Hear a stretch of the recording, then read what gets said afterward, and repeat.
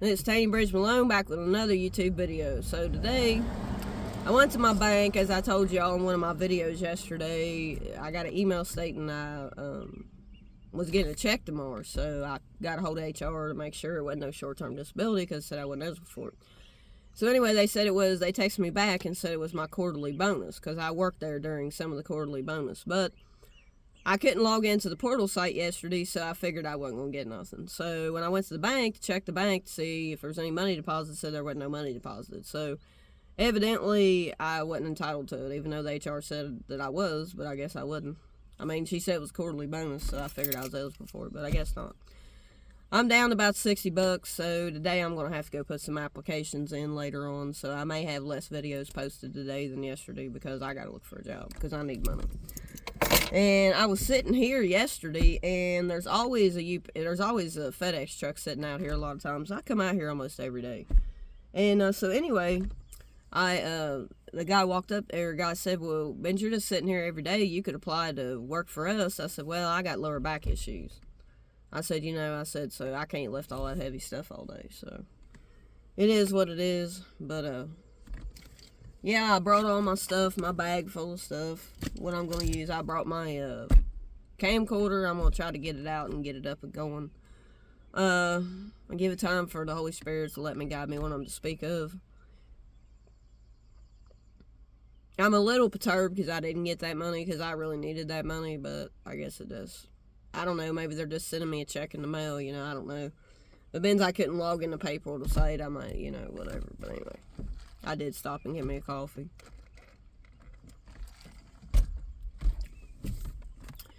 When you're down and you don't have a lot of money, you gotta start looking for a job. So, I don't know.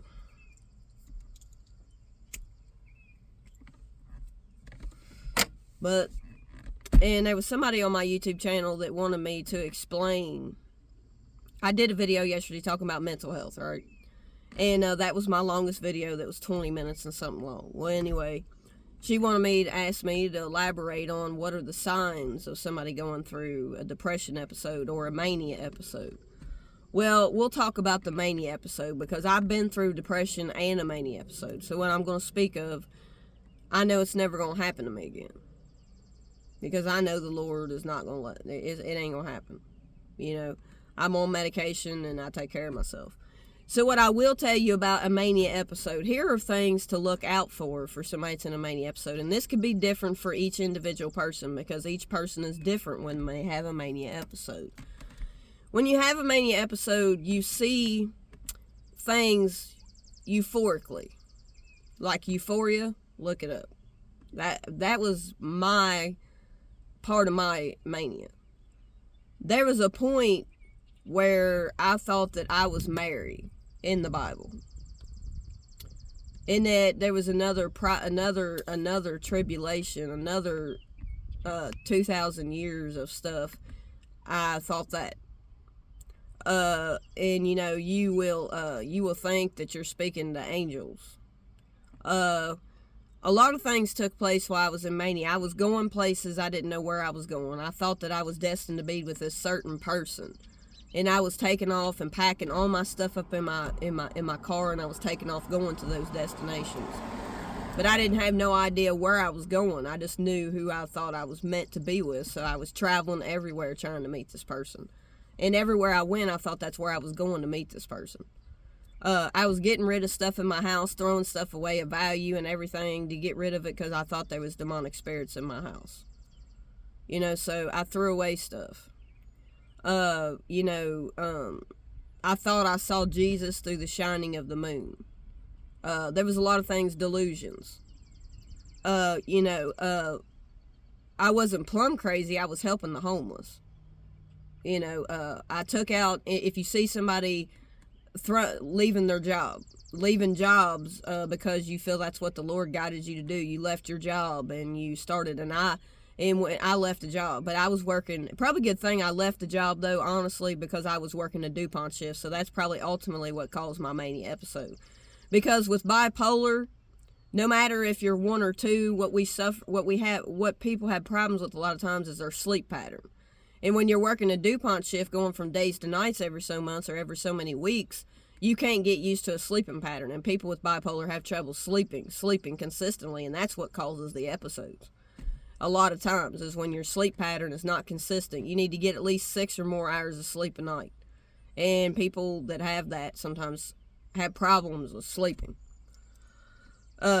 Let's see, I'm trying to think of some other things I did. I would be, I poured water in my gas tank. It's different for everybody, because I felt like the Lord was telling me. I went out and took a credit card out through PayPal, and I maxed it out. It had a $10,000 limit on it. I had good credit at the time. Up until I went through Mania, I always paid my bills on time. I always had a job. And then I went through that. I left my job. I was going to places. I thought that I knew who everybody was blessed to be with and everything like that. I thought a lot of things that were not true. And I was in Mania for 5 to 6 months. And I didn't want to be around my family. A lot of times if somebody's going through Mania, if they're in a relationship, they'll break up with who they're with. A lot of times that may happen. But this is different for every person. I left the relationship I was in, but for me, it was best for me to leave him because he wasn't doing me right anyway. But I left that relationship.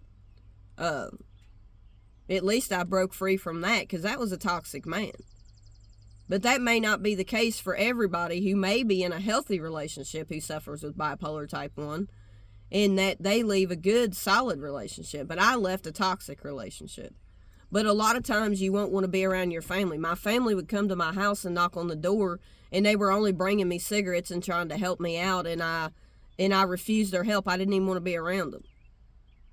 I was studying up on narcissistic stuff, and I knew that I didn't want to be around them because I thought they were narcissists. A lot of things that enter your mind are not true.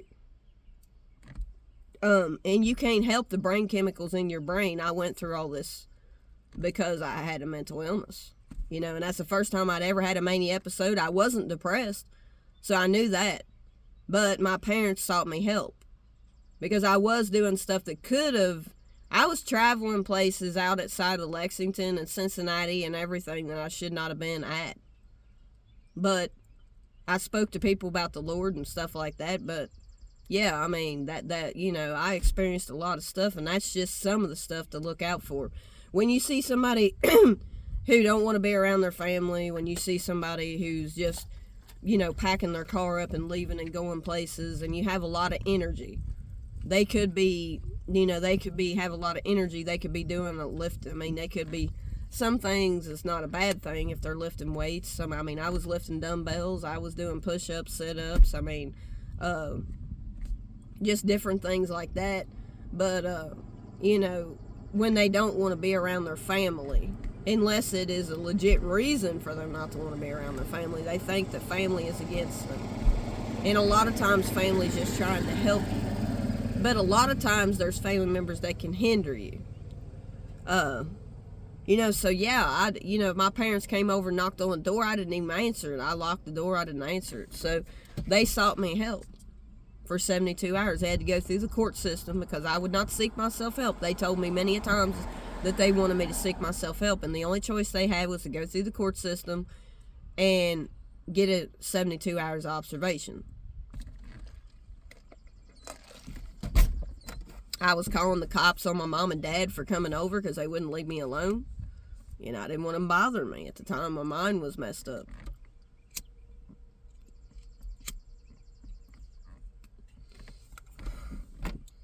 You just have to know what to look out for. They say if a person's in mania, there's a certain kind of eyes, the way the eyes are, they say, but I never really paid any attention to that. But when you see people doing stuff like that and everything, yeah. And I thought that I was going to win the lottery. I was going around telling people I was going to win the lottery. I was jacking up credit cards. I was leaving jobs. All that different type of stuff. And yeah, I was living off 2 or 3 hours of sleep a day. And I was just had bounce. And people with mania have bounces and bounces of energy. Energy skyrocketed,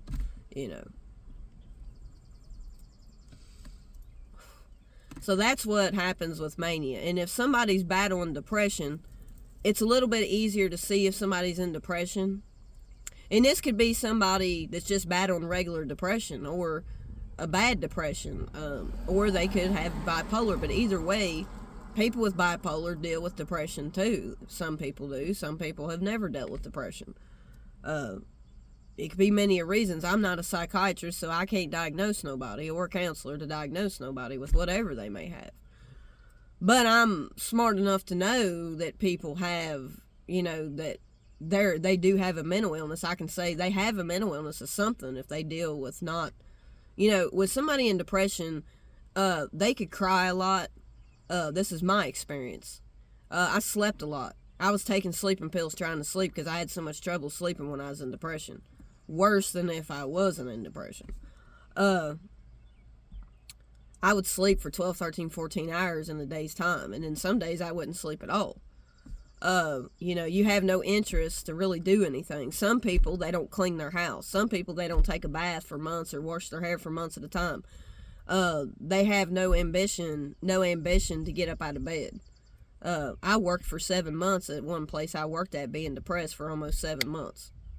It took me several months to come up out of depression. And I was trying to learn a new job, plus working a DuPont shift, plus with a man that was toxic, that was cheating, that was doing things. I had issues that I was dealing with in other aspects of my family life. I mean, I was worried over my bills because I was leaving jobs, and that was leaving me a bank account empty. And just so many things I was stressing over.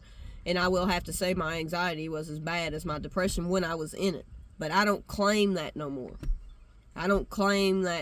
Because that's not what's going on with me today. That's just what I'm explaining from what happened in the past so you all can understand what to look out for if you see somebody in a mania episode or you see somebody in a depression episode. Now, everybody deals with depression differently. Some people may just not even leave their house. I got a friend who I was telling you all about yesterday, and I don't mention people's names or nothing like that because I respect their privacy. I speak of it, but I don't tell their name. Because when you tell somebody something in confidence, everybody don't need to know all the information. But he will stay in his house for months at a time. And when I went through mania, he wasn't coming out of his house. He was going through depression. He stayed in his house for 2.5, 3 months before he ever came out. And he don't clean his house. So that is something that it could be a sign of depression. If somebody's not cleaning their house and not taking care of their hygiene. That happens with people with depression. And also with mania, I want to express this. What's the biggest thing that people do in mania is they spend money they don't have. They go out, if they have any credit at all, they take out credit cards. They apply for credit cards and they max them out. They go without paying their bills. Now, me, I paid my bills, but I was putting it on a credit card. I was buying all my groceries on a credit card, but I was buying clothes and shoes, money I didn't have because I had no job. So, in everything I did, I thought it was God leading me to do it, but God would not want me to spend money I didn't have. You know what I mean? And so this is what people go through in mania. They spend a lot of money. They spend money they don't have. A lot of times they may not pay their bills if they've left a job they had.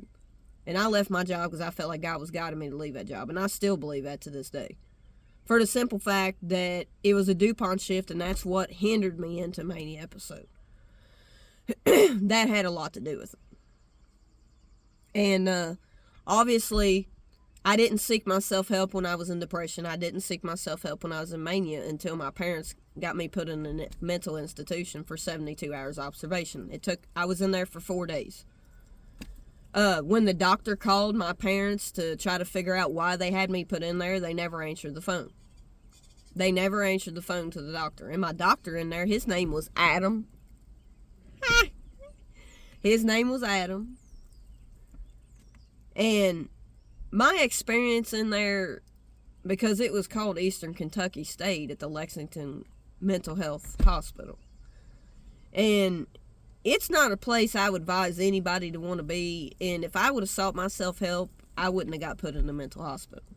So when I came up out of that mental hospital, it scared me so much that I thought, man, I got to take care of my mental health. And I'm going to seek my own self-help. And I didn't even have no insurance. I had no insurance because, remember, y'all, I left my job. So when I got put in there, I got an $8,000 bill because they charged $2,000 a day to stay in that mental health facility. And I didn't have no insurance because, remember, I told y'all I left my job. So I had no insurance, you know. So, you know, I can't say that was the reason why I didn't seek myself help, but I didn't think there was anything wrong with me because I wasn't depressed. And I had never been through mania before. But let me tell you, it's something. It's something, y'all. And, you know, it's really not that bad if you're not, but the things that happen while you're in it. You know what I mean? Because you're so happy, you're not sad. But when I got put in that mental hospital, it was sad. But I got up and came out of that room. I did everything I was supposed to do. I did everything I was supposed to do, and I got out of there. I could not wait to get out of there. Yeah. Because, and like I said, it is what it is. So when I got out of there, that scared me enough to make sure I sought myself help. And I always do, whether I have insurance or not. I got to be on medication. And so it is what it is. And that's what you can look at when it comes to people with mania episodes. They are doing things they should not be doing. They have bounce of energy. They talk. And I can't say I really talk fast in mania. I talk like I'm talking now. Their voice could change. They may leave their job. They may spend money they don't have. They may quit paying their bills. I mean, these are all signs of mania. They may be traveling places where they don't know where they're going. They be thinking delirious stuff. They could have delusions. They could have illusions. You know what I mean? That's not real. That seems real to the person, but it's not real. But what I will have to say, and I want to explain this because this is a part of what happened to me when I went through mania. I traveled outside of Lexington, Kentucky, and I can't remember where this park is. I can't remember to this day where exactly it was. I had no idea where I was going. I just figured, I thought that I was to be with this one particular person that I seen on the internet. And everywhere I went, I figured I was going. I had no phone. My phone, I had no minutes. Had no internet on it, had no nothing. And I went to this one park, which I know it was a memorial park, but I cannot remember. I can remember some stuff that was there. It was a beautiful park. And I ended up staying there for 3 or 4 hours. And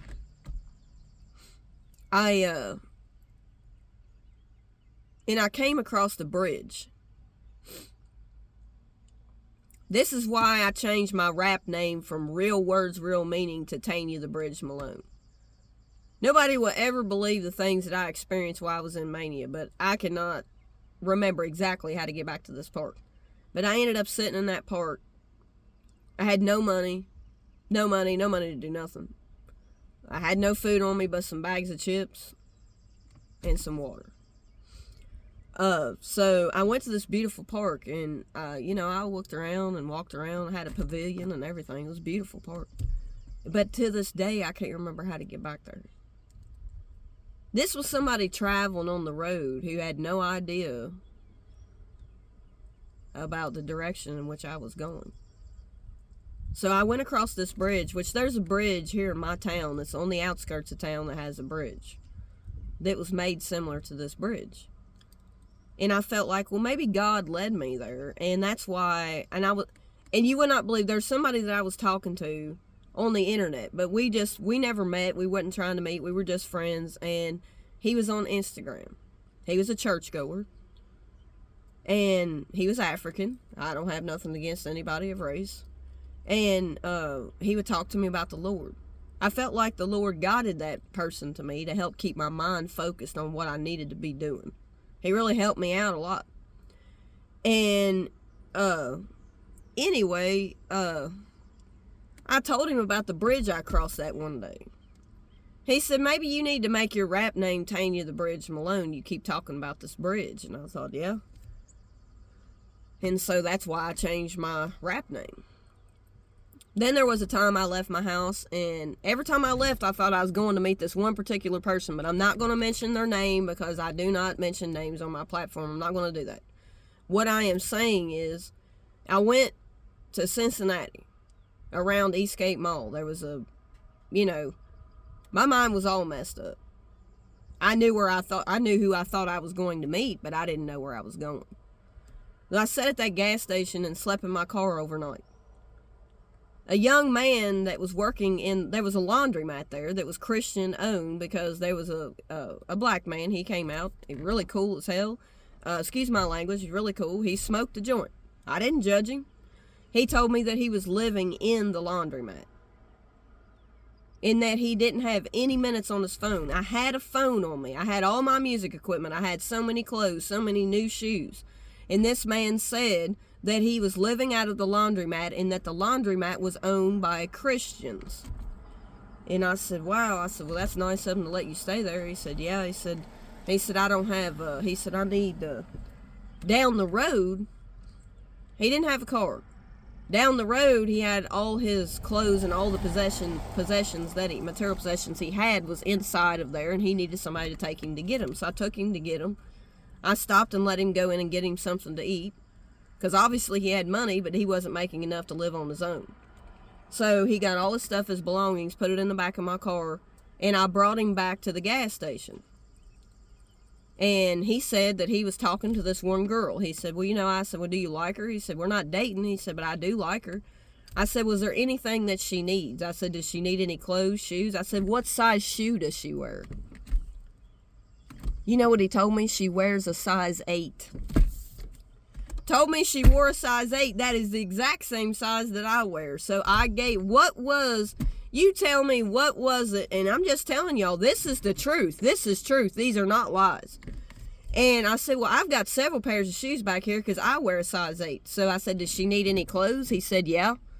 So I gave him some clothes and gave him some shoes. I had 4 or 5 books that was about the Lord, and I gave them to him.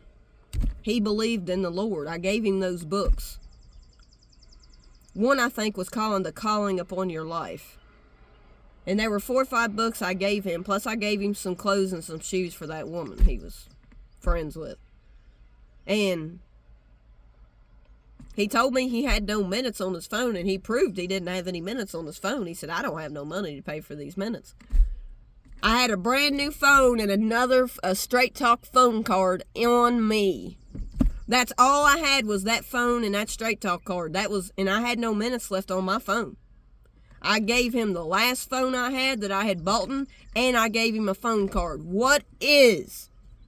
You tell me, was it led by the Lord? I think it was, because he proved to me he had no minutes. The man didn't have his own place. And so I did what I knew God wanted me to do. I gave that man that phone and that minutes on that card. And what were the chances of his girl, the girl he was talking to, wearing the same size shoe as me? And I gave it to him. He gave me a hug before I left, and he said, I know you were God sent. Even though through all the things that I had been doing and thinking that wasn't always right, God was still leading me when I was in a mania episode. I did good for people. Of poverty and poor, God says to love all people. So that is a couple of things that happened to me while I was in my mania episode. It is what it is. So some people will never believe what I did. And a lot of things I did, a lot of things I thought were not true. But God was still leading me, because he knew that I was dealing with mind issues. The battlefield of the mind. So until next time, peace, love. Hope it explains some stuff to you. Have a blessed day.